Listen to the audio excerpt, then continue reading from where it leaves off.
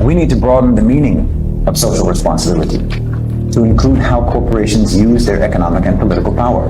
In 2017, Shahid Bolsen began working with the We Are All Rohingya Now campaign, founded by Jamila Hanan and a collective of activists.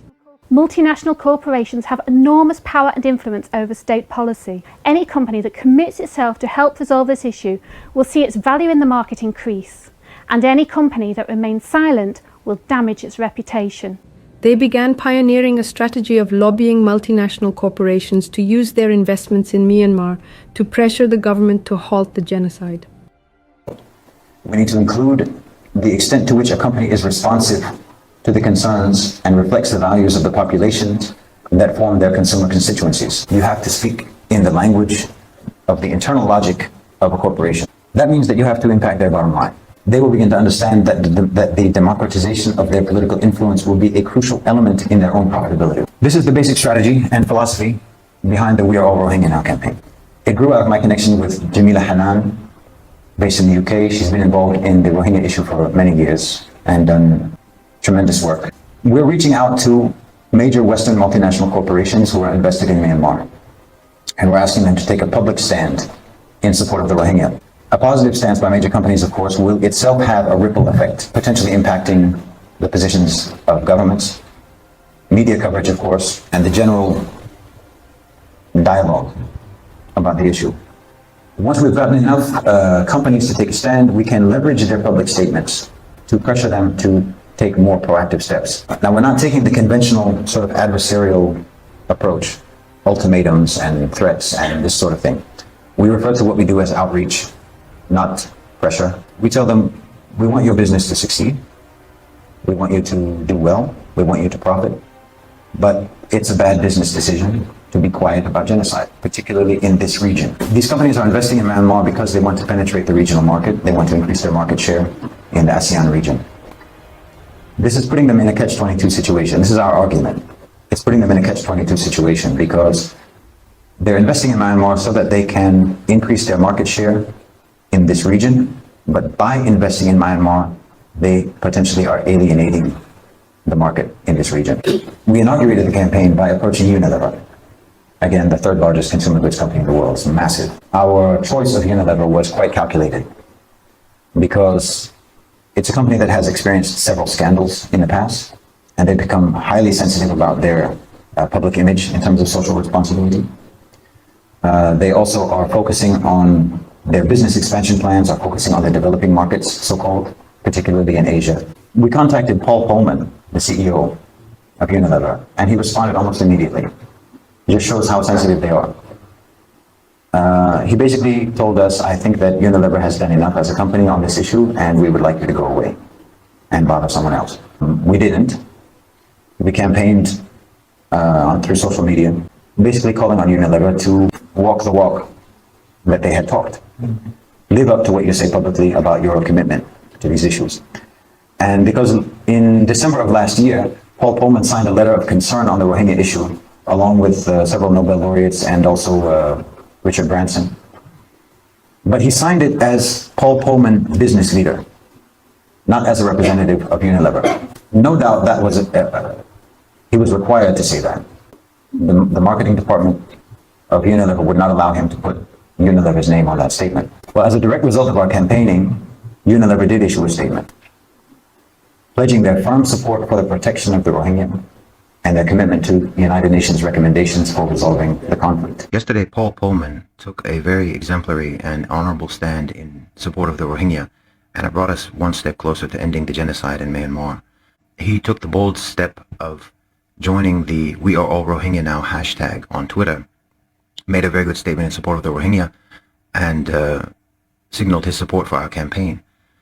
When the United Nations speaks, or when heads of state speak, as we have seen, the government in Myanmar can ignore them. This is because foreign direct investment continues to flow into the country. When they speak without consequence. Their statements have no impact on the behavior of the private sector.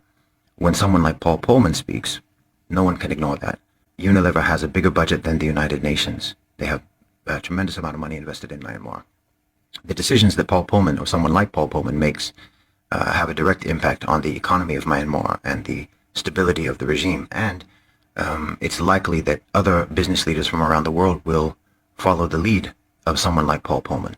We have to show Unilever's shareholders and their board of directors that what Paul Polman did is not only good from a moral perspective, but from a business perspective. That means that we have to help increase their revenues.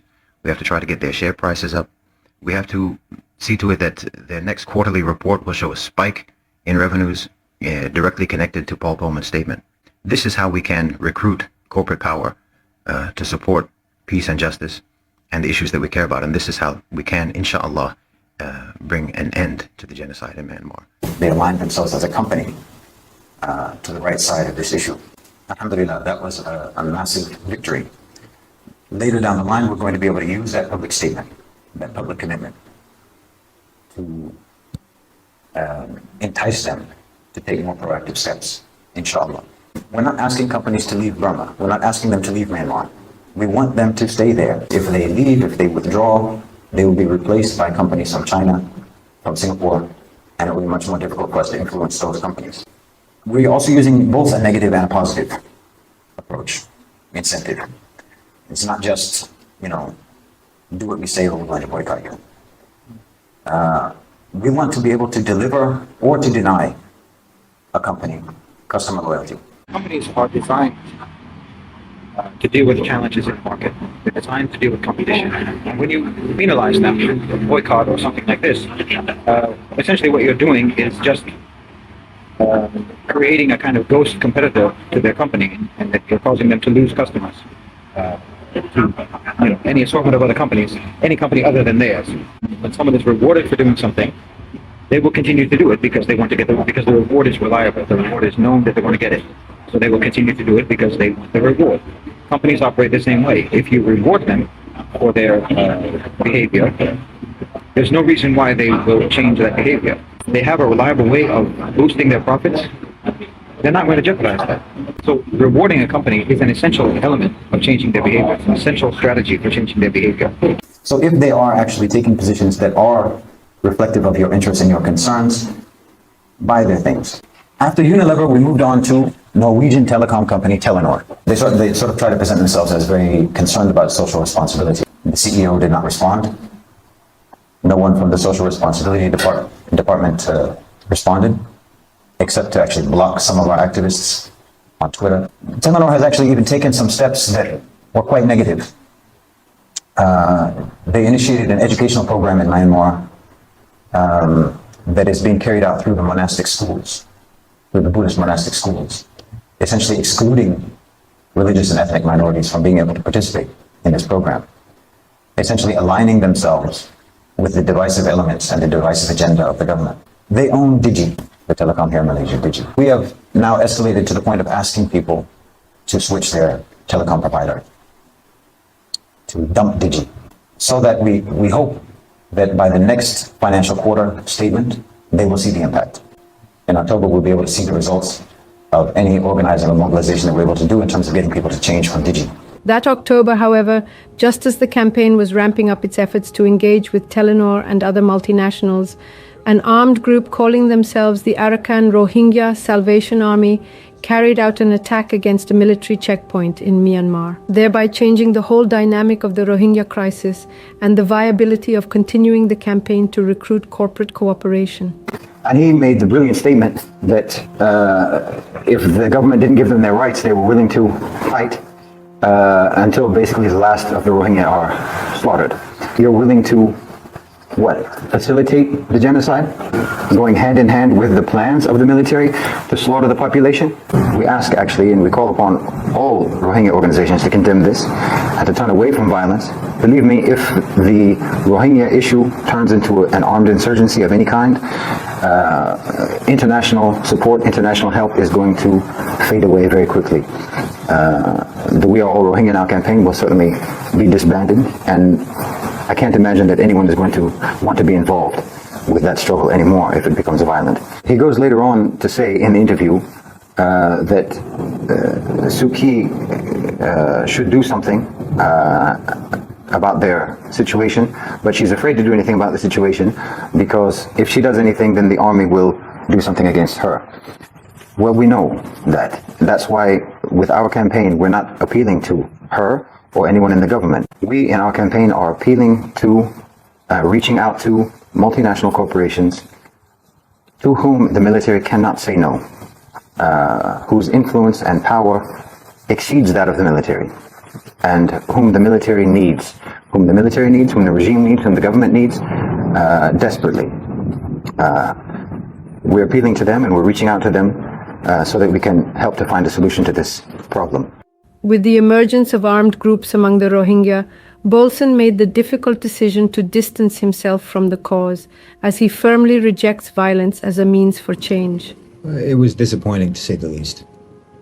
I mean, we'll never know what might have been accomplished using that strategy and what the campaign could have potentially achieved. Not only for actually helping to resolve the situation in Myanmar for the Rohingya, but also for actually, establishing a workable and successful strategy of democratizing corporate influence, democratizing corporate power. I didn't really see that there was any other option. I mean, once you open that artillery box, it's a Pandora's box, and foreign intelligence, dodgy financiers, money laundering, terrorism, all sorts of things come out of the woodwork, and you can't really trust the cause itself anymore and the people who are at the forefront of the cause. You can't trust it anymore because you don't know who they're really working for and what their motives are. And, even authentic information is hard to come by as to what the situation is on the ground because they now have an interest in a certain type of propaganda. And obviously, for this campaign and for this strategy of engaging with corporations, this is the last thing that corporations want. So they're looking for any excuse, for any reason to delegitimize you, to discredit you, and to get you off their back. So as soon as a conflict becomes violent, and obviously the conflict in Myanmar was already violent, but it was one-sided violence, which is bad enough, obviously. But the fact that it's one-sided violence and the fact that the Rohingya were exclusively victims, it makes them sympathetic, obviously. And it makes it uncontroversial to support them for, a mainstream multinational corporation. A multinational corporation does not want to be seen supporting a cause that can be accused of being associated with terrorism or terrorists. Obviously, you completely lose any chance of corporations working with you, because they themselves, you could easily get accused of financing terrorism, of funding terrorism, of being associated or providing material support to terrorists. So nobody wants to be involved in something like that. As soon as it becomes violent, everybody needs to distance themselves. And it doesn't even matter. It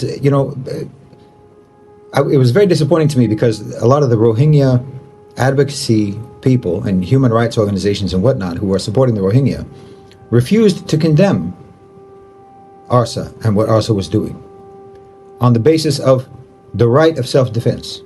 Okay, sure, everyone knows you have a right to defend yourself. Everyone knows what the rationale is, what the justification is for the creation of a group like ARSA and their rationale behind armed struggle. Everybody knows and understands that. But because you have the right to do something doesn't mean it's the right thing to do. And in this case, it was definitely not the right thing to do, in my opinion. It certainly hasn't worked, has it? It certainly hasn't made the situation better, has it? So, you didn't help anything. You didn't solve any problems. You didn't defend anybody. You haven't saved anybody by doing this. You have completely crippled the ability of activists and organizers and human rights organizations and NGOs to practically support you. And obviously, one of those was our campaign. It was, as soon as it becomes a violent, an armed struggle, an armed conflict, an armed resistance, there's nothing that we can do anymore. Because we've completely lost any ability to stand in front of a CEO or a board of directors and ask them for support when your cause is now also being advocated by what could be regarded as terrorists. It's not fair, but that's the way it is. So we'll never know what could have happened, what could have been accomplished. But I still believe in this strategy. It could still even potentially be applied in the case of the Rohingya, but I think it can be applied in almost any type of a scenario because, again, what I've talked about many times, the real power structure is a corporate power structure. The real power in society is in the private sector, not in the government sector, not in the public sector, in most countries, certainly in the West. And so if you want to have any influence over policy, if you want to have any influence in the society, then you need to recruit corporate power. And you need to democratize corporate power by one way or another. And you need to redirect your political activism away from the public sector and start focusing on the private sector. I don't really see any other way that you can accomplish anything meaningful.